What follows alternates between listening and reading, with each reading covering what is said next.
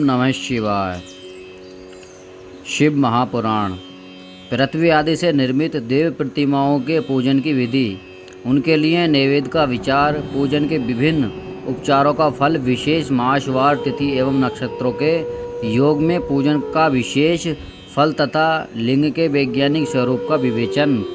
ऋषियों ने कहा, साधु शिरोमणे, अब आप पार्थिव प्रतिमा की पूजा का विधान बताइए, जिससे समस्त अभिष्ट वस्तुओं की प्राप्ति होती है।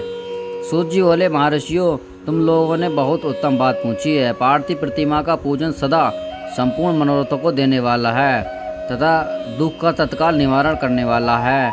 मैं उसका वर्णन करता हूँ, तुम लोग उसके ध्यान देकर सुनो। पृथ्वी आदि की बनी हुई देव प्रतिमाओं की पूजा इस भूतल पर अभिष्टदायक मानी गई है। निश्चय ही इसमें पुरुषों को और स्त्रियों का भी अधिकार है।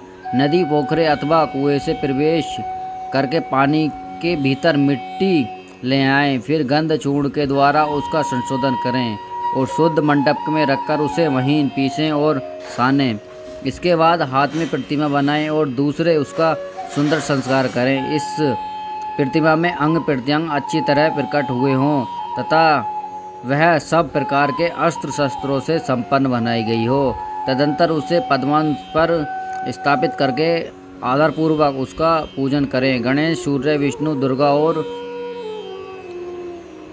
शिव की प्रतिमा का, शिव का एवं शिवलिंग का द्विज को सदा पूजन करना चाहिए। षोडशोपचार पूजन जनित फल की सिद्धि के लिए 16 उपचारों द्वारा पूजन करना चाहिए। पुष्प के प्रशिक्षण और मंत्र पाठ पूर्वक अभिषेक करें। अग्निहीन के चावल से नैवेद्य तैयार करें। सारा नैवेद्य एक कुंडव लगभग पाव भर होना चाहिए। घर में पार्थिव पूजन के लिए एक कुंडव और बाहर किसी मनुष्य द्वारा स्थापित शिवलिंग के पूजन के लिए एक प्रसत मतलब शेर भर नैवेद्य तैयार करना आवश्यक है। ऐसा जानना चाहिए कि देवताओं द्वारा स्थापित शिवलिंग के लिए 3 शेर नैवेद्य अर्पित करना उचित है और स्वयं प्रकट हुए स्वयंभू लिंग के लिए 5 शेर। ऐसा करने पर उसे पूर्ण फल की प्राप्ति समझनी चाहिए। इस प्रकार सहस्त्र बार पूजा करने से द्विज सत्य लोगों को प्राप्त कर लेता है। 12 अंगुल चौड़ा और इससे दूना और 1 अंगुल अधिक अर्थात 25 अंगुल लंबा तथा 15 अंगुल चौड़ा जो लोहे या लकड़ी का बना हुआ पात्र होता है, उसे विद्वान पुरुष शिव कहते हैं। उसका 8वां भाग प्रशस्त कहलाता है, जो 4 कुटुंब के बराबर माना गया है। मनुष्य द्वारा स्थापित शिवलिंग के लिए 10 प्रशस्त, ऋषियों द्वारा स्थापित शिवलिंग के लिए 100 प्रशस्त और स्वयंभू शिवलिंग के लिए 1 सहस्त्र प्रशस्त निवेद किया जाए तथा जल, तेल आदि एवं गंध द्रव्य आदि की भी यथा योग्य मात्रा रखी जाए, तो यह उन शिवलिंग को महापूजा बताई जाती है। देवता का अभिषेक करने से आत्मशुद्धि होती है, गंध से पुण्य की प्राप्ति होती है, नैवेद्य लगाने से आयु बढ़ती है और तृप्ति होती है, धूप निवेदक करने से धन की प्राप्ति होती है, दीप दिखाने से ज्ञान का उदय होता है और तांबूल समर्पण करने से भोग की उपलब्धि होती है। इसलिए स्नान आदि 6 उपचारों को यत्नपूर्वक अर्पित करें। नमस्कार और जप, ये दोनों संपूर्ण अभिष्ट फलों को देने वाले हैं। इसलिए भोग और मोक्ष की इच्छा रखने वाले लोगों को पूजा के अंत में सदा ही जप और नमस्कार करने चाहिए।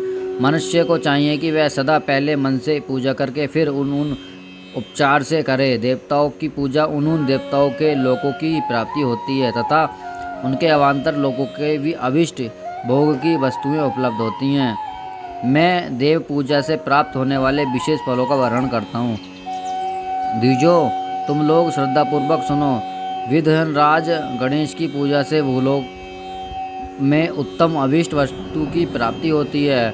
शुक्रवार को श्रवण एवं भाद्रपद मास के शुक्ल पक्ष की चतुर्थी को और पौष मास के शतभिषा नक्षत्र के आने पर विधि पूर्वक गणेश जी की पूजा करनी चाहिए। ये 100 या सहस्त्र दिनों में 100 या सहस्त्रवार पूजा करें।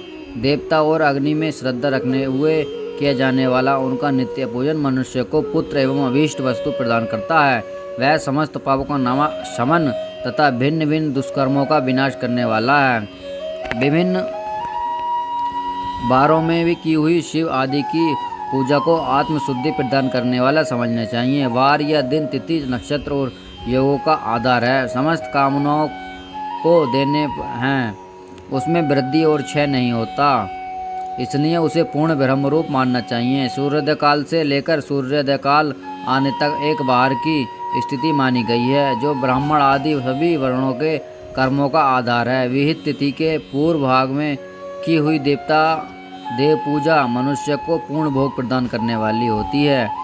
यदि मध्याह्न के बाद तिथि का आरंभ होता है तो रात्रियुक्त तिथि का पूर्व भाग पितरों के श्रद्धा की कर्म के लिए उत्तम बताया जाता है। ऐसी तिथि का प्रभाग ही दिन से युक्त होता है, अतः वही देव कर्म के लिए प्रशस्त माना गया। यदि मध्याह्न काल तक तिथि रहे तो उदय व्यापिनी तिथि को देव कार्य में ग्रहण करना चाहिए। इसी तरह शुभ तिथि एवं नक्षत्र आदि ही देव कार्य में गृहस्थ होते हैं। वार आदि का भलीभांति विचार करके पूजा और जप आदि करने चाहिए। वेदों में पूजा शब्दों के अर्थ की इस प्रकार योजना की गई है। पूर्यजाय अनेन इति पूजा, यह पूजा शब्द की व्युत्पत्ति है। इसका अर्थ है कि भोग और फल की सिद्धि वह जिस कर्म से संपन्न होती है उसका नाम पूजा है। मनोवांछित वस्तु तथा ज्ञान ये सभी अभिष्ट वस्तु हैं। सकाम भाव वाले अभिष्ट भोग अपेक्षित होते हैं, उसे निष्काम भाव वाले को अर्थ, पारमार्थिक ज्ञान, ये दोनों ही पूजा शब्द के अर्थ हैं। इनकी योजना करने से ही पूजा शब्द की सामर्थ्य है। इस प्रकार लोक और वेद में पूजा शब्द का अर्थ विख्यात है। नित्य और नैमित्त कर्म कालांतर में फल देते हैं, किंतु काम्य कर्म का यदि भलीभांति अनुष्ठान हुआ तो वह तत्काल फलद होता है। प्रतिदिन एक पक्ष, एक मास और एक वर्ष तक लगातार पूजन करने से उन कर्मों की फल की प्राप्ति होती है और उनसे वैसे ही पापों का नाश क्रमशः क्षय हो जाता है। प्रत्येक मास के कृष्ण पक्ष की चतुर्थी तिथि को की हुई महागणपति जी की पूजा एक पक्ष के पापों का नाश करने वाली और एक पक्ष तक उत्तम भोग रूपी फल देने वाली होती है। चैत्र मास में चतुर्थी को की हुई पूजा एक मास तक किए हुए पूजन का फल देने वाली होती है और जब सूर्य सिंह राशि पर स्थित हो उस समय भाद्रपद मास की चतुर्थी को की हुई गणेश जी की पूजा एक वर्ष तक मनोवांछित भोग प्रदान करती है, ऐसा जानना चाहिए। श्रावण मास के रविवार को हस्त नक्षत्र से युक्त सप्तमी तिथि को माघ शुक्ला सप्तमी को भगवान सूर्य का पूजन करना चाहिए। ज्येष्ठ तथा भाद्र पद्मास के बुधवार को श्रवण नक्षत्र से युक्त द्वादशी तिथि को तथा केवल द्वादशी को भी किया जा गया भगवान विष्णु का पूजन अविष्ट संपत्ति को देने वाला माना गया है। श्रवण मास में की जाने वाली श्री हरि की पूजा अविष्ट मनोरथ और आरोग्य प्रदान करने वाली होती है। अंगों एवं उपरांगों सहित पूर्वोक्त गो आदि 12 वस्तुओं का दान करने से जिस फल की प्राप्ति होती है उसी को द्वादशी तिथि आराधना द्वारा विष्णु की तृप्ति करके मनुष्य प्राप्त कर लेता है। जो द्वादश तिथि को भगवान विष्णु के 12 नामों द्वारा 12 ब्राह्मणों का षोडशोपचार पूजन करता है वह उनकी प्रसन्न प्राप्त करता लेता है। इसी प्रकार संपूर्ण देवताओं के विभिन्न 12 नामों द्वारा किया हुआ 12 ब्राह्मणों का पूजन उन देवताओं को प्रसन्न करने वाला होता है। कर की संक्रांति युक्त श्रावण मास में नवमी तिथि को मृगशिरा नक्षत्र के योग में अबिंबा का पूजन करें। ये संपूर्ण मनोवांछित भोगों को एवं फलों को देने वाली हैं। ऐश्वर्य की इच्छा रखने वाले पुरुष को उस दिन अवश्य उनकी पूजा करनी चाहिए। अविश्व नाम से शुक्ल पक्ष की तिथि नवमी संपूर्ण अविष्ट फलों को देने वाली है। उसी मास के कृष्ण पक्ष की चतुर्दशी को यदि रविवार पड़ा हो तो उस दिन का महत्व विशेष बढ़ जाता है। उसके साथ ही यदि आद्रा और महाद्रा सूर्य संक्रांति से युक्त आद्रा का योग हो तो उक्त अवसरों पर की हुई शिव पूजा का विशेष महत्व माना गया है। माघ कृष्ण चतुर्दशी को की हुई शिव जी की पूजा संपूर्ण अभीष्ट फलों को देने वाली है। वह मनुष्य की आयु बढ़ाती है, मृत्यु कष्ट को दूर हटाती है और समस्त सिद्धियों की प्राप्ति कराती है। ज्येष्ठ मास से चतुर्दश की आदि महाद्रा का योग हो तो अथवा मार्गशीर्ष मास में किसी भी तिथि को यदि आद्रा नक्षत्र हो तो उस अवसर पर विभिन्न वस्तुओं की बनी हुई मूर्ति के रूप में शिव जी की जो 16 उपचारों से पूजा करता है उसे पुण्यात्मा के चरणों का दर्शन करना चाहिए। भगवान शिव जी की पूजा मनुष्य को भोग और मोक्ष देने वाली है, ऐसा जानना चाहिए।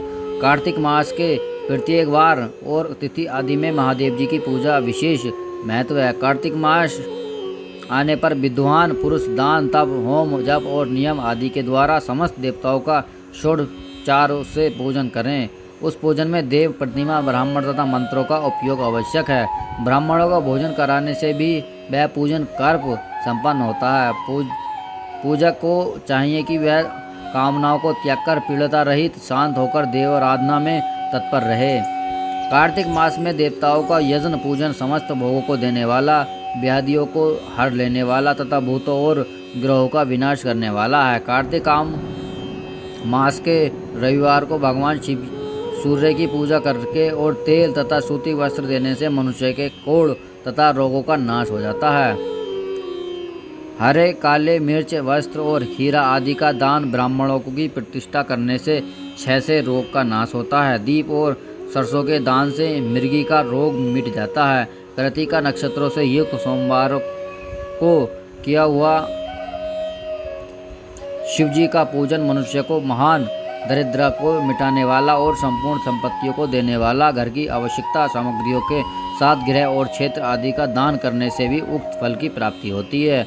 कृतिकायुक्त मंगलवार को श्री स्कंद का पूजन करने से, वह दीपक एवं घंटा आदि का दान करने से मनुष्य को शीघ्र ही वाक सिद्धि प्राप्त हो जाती है। उसके मुंह से निकली हुई हर एक बात सत्य होती है। कृतिकायुक्त बुधवारों को किया हुआ श्रवण श्री विष्णु यज्ञ तथा दही भात का दान मनुष्य को उत्तम संतान की प्राप्ति कराने वाला होता है। कृतिकायुक्त गुरुवारों को धन से ब्रह्मा जी का पूजन तथा मधु सोना तथा घी का दान करने से मनुष्य को भोग वैभव की वृद्धि होती है। कृतिकायुक्त शुक्रवार को गजानन गणेश जी की पूजा करने से तथा गंध पुष्प अन्न का दान करने देने से मानव के भोग पदार्थों की वृद्धि होती है। उस दिन सोना चांदी आदि का दान करने से बंधव को भी उत्तम पुत्र की प्राप्ति होती है। कृतिका युक्त शनिवार को दिक्लापों की वंदना, दिग्गजों नागों एवं सोलू पालों का पूजन, त्रिनेत्रधारी रुद्र, पापी श्री हरि विष्णु तथा ज्ञानदाता ब्रह्मा का आराधना और धन्वंतरी एवं दोनों अविनाश कुमारों को पूजा करने से रोग दुर्गम एवं अकाल मृत्यु का निवारण होता है तथा तात्कालिक व्याधि की शांति हो जाती है। नमक, लोहा, तेल और उड़द आदि का त्रिपुट, सौंठ, पीपल और गोल मिर्च, फल, गंध और जल आदि का तथा घृत आदि द्रव पदार्थों का और सुवर्ण, मोती आदि कठोर वस्तुओं का भी दान देने से स्वर्गलोक की प्राप्ति होती है। इनमें से नमक आदि का मान कम से कम 1 प्रशस्त शेर होना चाहिए और सुवर्ण आदि का कम से कम 1 फल। धन की संक्रांति से युक्त पोषक मास के उस काल से शिव आदि समस्त देवताओं का पूजन क्रम से समस्त सिद्धियों की प्राप्ति करने वाला होता है। इस पूजन में अग्रहीन के चावल से तैयार किए गए अभिष्य नैवेद्य उत्तम बताया गया है। पोषक मास में नाना प्रकार के अन्न का नैवेद्य विशेष महत्व रखता है। मार्गशीर्ष मास में केवल अन्न का दान करने वाले मनुष्य को ही संपूर्ण अभिष्ट फलों की प्राप्ति होती जाती है। मार्गशीर्ष मास में अन्न दान करने वाले मनुष्य के सारे पाप नष्ट हो जाते हैं। वह अभिष्ट सिद्धि, आरोग्य, धन, वेद का सम्यक ज्ञान, उत्तम अनुष्ठान का फल, इहलोक और परलोक में महान भोग, अंत में सनातन भोग, योग, मोक्ष तथा वेदांत ज्ञान की सिद्धि प्राप्त कर लेता है। जो भोग की इच्छा रखने वाला है वह मनुष्य मार्गशीर्ष मास में आने पर कम से कम 3 दिन भी उस काल में अवश्य देवताओं का पूजन करे। वह पौष मास को पूजन से खाली न जाने दे। उस काल में लेकर संवत काल तक ही पौष मास में पूजन का विशेष महत्व बताया गया है और पौष मास में पूरे महीने भर जितेंद्रिय और निराहार रहकर द्विज प्रातः काल से मध्य काल तक वेद माता गायत्री का जप करे। तत्पश्चात रात को सोने के समय पंचाक्षर आदि मंत्रों का जप करे। ऐसा करने वाला ब्राह्मण ज्ञान पाकर शरीर छूटने के बाद मोक्ष प्राप्त कर लेता है। दिग्विजयतर नर नारियों को त्रिकाल स्नान और पंचाक्षर मंत्रों से ही निरंतर जप से विशाल ज्ञान प्राप्त हो जाता है। इष्ट मंत्रों का सदा जप करने से बड़े पापों की नाश हो जाता है। सारा चराचर जगत बिंदु नाद स्वरूप है। बिंदु शक्ति है और नाद शिव है। इस तरह जगत शिव शक्ति रूप ही है। नाद बिंदु का बिंदु इस जगत का आधार है। ये बिंदु और नाद शक्ति और विश्व संपूर्ण जगत के आधार रूप से स्थित हैं। बिंदु और नाद से युक्त सब कुछ विषय रूप है, क्योंकि वही सबका आधार है। आधार में ही आधे का समावेश अथवा लय होता है, यही सकलीकरण है। इस सकलीकरण ही स्थिति को सृष्टि काल में जगत का प्रादुर्भाव होता है, इसे संशय नहीं है। शिवलिंग बिंदु नाद स्वरूप है, अतः उसे जगत का कारण बताया गया है। बिंदु देव है और नाद शिव हैं, इस दोनों का संयुक्त रूप ही शिवलिंग कहलाता है। अतः जन्म के संकट से छुटकारा पाने के लिए शिवलिंग की पूजा करनी चाहिए। बिंदु रूपा देवी उमा माता हैं और नाद स्वरूप भगवान शिव पिता हैं। इन माता पिता पूजित होने के परमानंद की प्राप्ति होती है। अतः परमानंद का लाभ लेने के लिए शिवलिंग का विशेष रूप से पूजन करें। देवी उमा जगत की माता है और भगवान शिव जगत के पिता हैं, तो इनको सेवा करता है, जो इनकी सेवा करता है उसका पुत्र पर इन दोनों माता पिता की कृपा नित्य अधिकाधिक बढ़ती रहती है। वे पूज कृपया करके उसे अपना आंतरिक ऐश्वर्य प्रदान करते हैं। अंत मुनीश्वरों आंतरिक आनंद की प्राप्ति के लिए शिवलिंग को माता पिता का स्वरूप मानकर उसकी पूजा करनी चाहिए।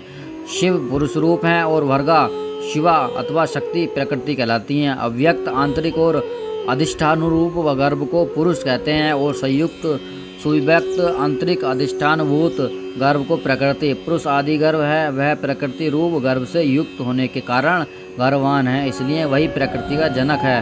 प्रकृति में जो पुरुष का संयोग होता है, यही पुरुष में उसका प्रथम जन्म कहलाता है। अव्यक्त प्रकृति से महत्व तत्व के क्रम से जो जगत का व्यक्त होना है, यही उस प्रकृति का द्वितीय जन्म कहलाता है।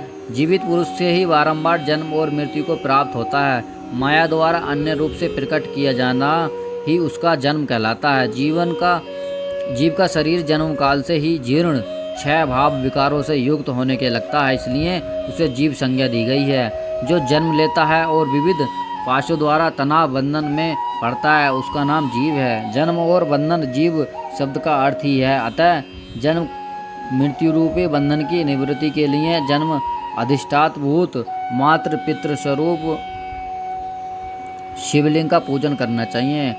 गाय का दूध, गाय का दही और गाय का घी, इन तीनों की पूजा के लिए शहद और शक्कर के साथ पृथक पृथक भी रखें और इन सबको मिलाकर सम्मानित रूप से पंचामृत भी तैयार कर लें। इनके द्वारा शिवलिंग का अभिषेक एवं स्नान कराएं। फिर गाय के दूध और अन्न के मेल से नैवेद्य तैयार करके प्रणव मंत्र के उच्चारण रूप उसे भगवान शिव को अर्पित करें। संपूर्ण प्रणव को ध्यान लिंग कहते हैं, जो स्वयंभू लिंग नाद स्वरूप होने के कारण नादलिंग कहा गया है। यंत्र एवं मंत्र यंत्र आगा बिंदु स्वरूप होने के कारण बिंदु लिंग के रूप में विख्यात है। उसमें अचल रूप से प्रतिष्ठित होकर शिवलिंग है। वह मकार स्वरूप है, इसलिए मकार लिंग कहलाता है। सवारी निकालने आदि के लिए जो चरलिंग होता है, वह उकार स्वरूप होने के कारण उकार लिंग कहा गया है। तथा पूजा की दीक्षा देने वाले जो गुरु या आचार्य हैं, उनका विग्रह आकार का प्रतीत होने से आकार लिंग माना गया है। उस प्रकार आकार, उकार, मकार, बिंदु, नाद और ध्वनि के रूप में लिंग 6 भेद हैं। इन 6 लिंगों की नित्य पूजा करने से साधक जीवन मुक्त हो जाता और इसमें संशय नहीं है।